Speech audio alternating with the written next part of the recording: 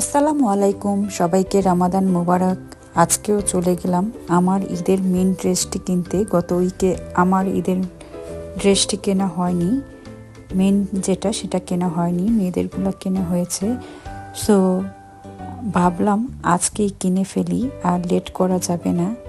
আর রোজা রেখে এভরি উইকে আসাও অনেক কষ্ট, আর যে পর্যন্ত ঈদ না আসে সেই পর্যন্ত কেনাকাটা করতেই হয়, আমাদের মহিলাদের অভ্যাস।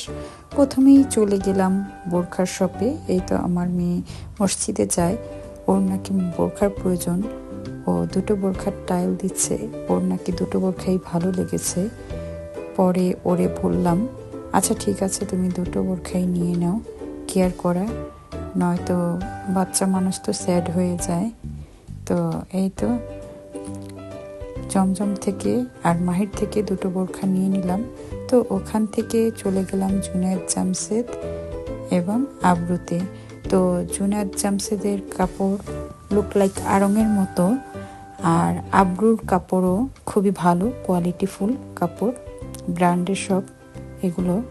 তো যাই হোক, যাই হোক, আমার কাছে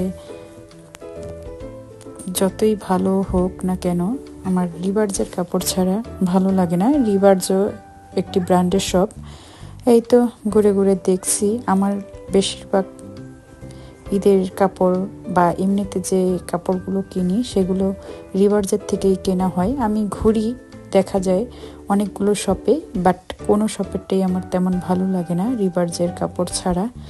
এই তো আমার ঈদের মেন ড্রেস কিনে ফেললাম। আজকের রকম শপিং ডান।